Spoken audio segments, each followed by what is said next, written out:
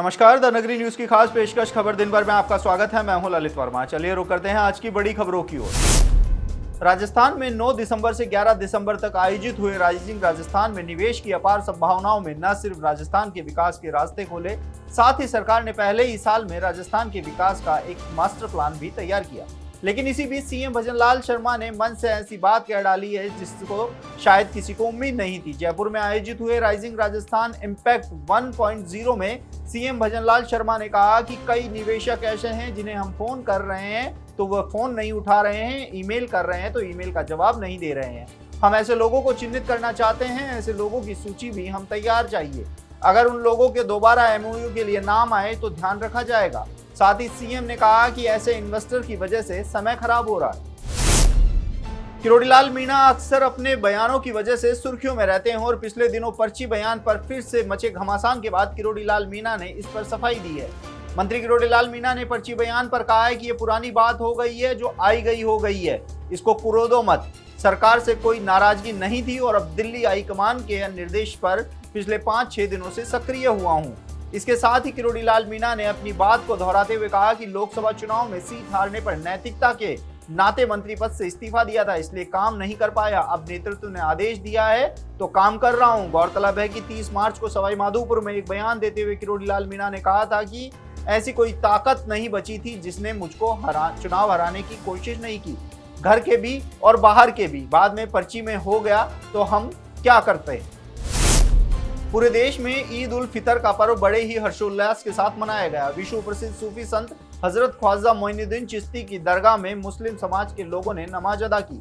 रमजान के 30 रोजे पूरे होने की खुशी में मुस्लिम समुदाय ने आज ईद उल फितर मनाई। सभी मुस्लिम समाज के लोग दरगाह और मस्जिदों और ईदगाह जाकर नमाज अदा कर देश में अमन चैन की दुआ मांगी। दरगाह और ईदगाह के बाहर पुलिस की तैनातगी भी रही। ईद के मौके पर मुस्लिम परिवारों में खीर और सेवैयां बनाई गई।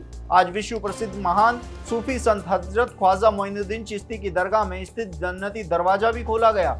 जन्नती दरवाजा साल में 4 बार खोला जाता है, सबसे अधिक 6 दिन के लिए गरीब नवाज के उर्स के मौके पर, इसके बाद एक दिन ईद उल फितर के मौके पर, एक दिन बकरा ईद के मौके पर और एक दिन ख्वाजा साहब के पीर हजरत उस्मान हारूनी के सालाना उर्स के मौके पर यह दरवाजा खुलता है। राजसमंद पुलिस धीरे धीरे हाईटेक और टेक्नोलॉजी फ्रेंडली बनने की दिशा में आगे बढ़ रही है। इसके लिए राजसमंद एसपी मनीष त्रिपाठी ने जिले में एक विशेष पहल शुरू की है, जिसमें पुलिस विभाग के सरकारी ऐप और विशेष ट्रेनिंग के माध्यम से पुलिस कर्मियों को ट्रेंड यानी कि हाईटेक किया जा रहा है। इसको लेकर राजसमंद एसपी मनीष त्रिपाठी ने बताया है कि राजसमंद जिले के लगभग 1,500 से ज्यादा पुलिसकर्मी इस सेशन में विशेष ट्रेनिंग ले चुके हैं। ये ट्रेनिंग राजसमंद मुख्यालय पर स्थित डिस्ट्रिक्ट ट्रेनिंग सेंटर में आयोजित की जाती है। इस ट्रेनिंग में पुलिसकर्मियों को नए कानून, संपर्क पोर्टल, साइबर क्राइम और CCTV पोर्टल सहित अन्य पोर्टलों के माध्यम से विस्तार से जानकारी दी जाती है।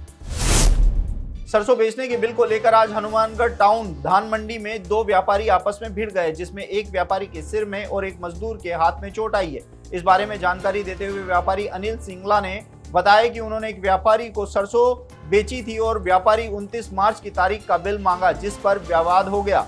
अनिल सिंगला ने अनुसार इसके बाद व्यापारी कुछ लोगों को लेकर उनकी दुकान पर आया और लाठी डंडों के साथ मारपीट की, जिसमें उनका भाई विनय सिंगला और एक मजदूर घायल हो गया। दूसरी तरफ टाउन पुलिस का कहना है कि घायल व्यापारी का उपचार चल रहा है और व्यापारी की शिकायत पर मामले की जांच की जा रही है। बारां के सीसवाली कस्बे में ईद उल फितर की नमाज ईदगाह मस्जिद में शहर काजी इसहाक मोहम्मद द्वारा अदा करवाई गई। मुस्लिम समाज के बुजुर्ग व नौजवानों ने ईदगाह मस्जिद में नमाज में अदा कर देश में अमन चैन की दुआ मांगी। अहले जमात ईदगाह सोसाइटी के सदर अब्दुल गफूर अंसारी ने शहर काजी व इमाम का दस्तार बंदी करवाकर इस्तकबाल कर गले लगकर ईद की मुबारकबाद दी। साथ ही उन्होंने पूरी आवाम को भी मुबारकबाद दी। मुस्लिम समाज के सभी जिम्मेदार लोगों ने शहर काजी का इस्तकबाल किया। वहीं नमाज के बाद सभी मुस्लिम समाज ने एक दूसरे के गले लगकर ईद की मुबारकबाद दी। इसके साथ ही सभी मुस्लिम समाज ने काली पट्टी बांधकर वक्फ बोर्ड के काले कानून का विरोध किया। साथ ही चेतावनी दी है कि मुस्लिम कानून के साथ छेड़खानी बर्दाश्त नहीं की जाएगी। ब्यावर पुलिस अधीक्षक श्याम सिंह वार्षिक निरीक्षण के लिए विजयनगर थाने पहुंचे। इस दौरान पुलिस जवानों ने एसपी श्याम सिंह को गार्ड ऑफ ऑनर दिया।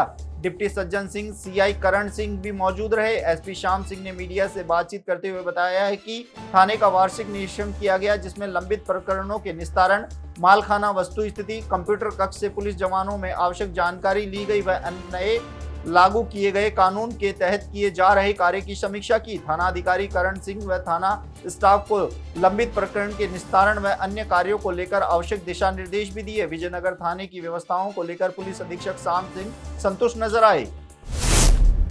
केंद्र और राज्य सरकार के सुशासन से प्रेरित होकर नसीराबाद छावनी परिषद प्रशासन ने भी सराहनीय कार्य किया, जिसके चलते नसीराबाद छावनी परिषद को देश के प्रतिष्ठित स्कॉच अवार्ड से सम्मानित किया गया। छावनी नगर परिषद इंजीनियर विश्वेंद्र सिंह की जानकारी देते हुए बताया कि मुख्य अधिशासी अधिकारी डॉक्टर नीतीश गुप्ता के नेतृत्व में छावनी परिषद द्वारा छावनी प्रशासन आपके द्वार जनसंवाद कार्यक्रम आयोजित किया गया। इस कार्यक्रम के अंतर्गत शहर के सभी वार्डों में छावनी परिषद प्रशासन ने प्रत्येक वार्ड में शिविर लगाकर क्षेत्रवासियों के साथ जनसंवाद करते हुए समस्याओं की जानकारी एकत्रित करके उन्हें प्राथमिकता से समाधान करने में जुट गए। इसी गुड गवर्नेंस के चलते छावनी परिषद नसीराबाद को सम्मानित किया गया। एक तरफ जहां पवित्र माह रमजान पूरा होने पर ईद की खुशियां मनाई जा रही थी, वहीं शहर के खान मोहल्ला ईदगाह में सभापति के खिलाफ स्थानीय महिलाओं ने मोर्चा खोल दिया। स्थानीय महिलाओं का कहना है कि सभापति आसिफ खान व उसके भाई आरिफ खान पूरे मोहल्ले के लिए घातक साबित हो रहा है। मोहल्ले भर में चल रही नाराजगी का फायदा उठाते हुए सभापति ने मोहल्ले के 4 लोगों को कुचामन पुलिस द्वारा नोटिस जारी कर हुड़दंग न करने के लिए पाबंद कराया है, जबकि मोहल्ले में ऐसा कुछ भी करने का इरादा नहीं था। मोहल्ले के वासियों का कहना है कि जब से आसिफ खान को सभापति पद ग्रहण किया है, तब से ही पूरा मोहल्ला विनाश की ओर जा रहा है और इसके खिलाफ कोई कार्रवाई नहीं की जा रही है। हिंदू नववर्ष विक्रम संवत 2082 के स्वागत में राजसमंद के कांकरोली में सर्व समाज द्वारा विशाल शोभा यात्रा 21,000 कलश के साथ निकाली गई। झांकियों में विभिन्न देवी देवताओं की झांकियां भी प्रदर्शित की गई। इस दौरान झांकियों में एक झांकी लव जिहाद को लेकर प्रदर्शित की गई, जो सभी लोगों के लिए आकर्षण का केंद्र रही। इस झांकी में हिंदू बेटी की एक बनावटी कटा हुआ शव फ्रिज में रखा हुआ दिखाया गया। वहीं विधर्मी जिहादी की गिरफ्तारी और महिलाओं का आक्रोश भी प्रदर्शित किया गया। हिंदू कन्याएं हाथ में तलवार लेकर आरोपी युवक को फांसी पर ले जाते हुए देखना लोगों के लिए एक अलग ही संदेश दे रहा था। पूरी शोभा यात्रा के दौरान ये झांकी लोगों के लिए चर्चा का विषय बनी रही। तो ये थी दिन भर की तमाम बड़ी खबरें। कल फिर से आपके साथ रूबरू होंगे, तब तक के लिए नमस्कार।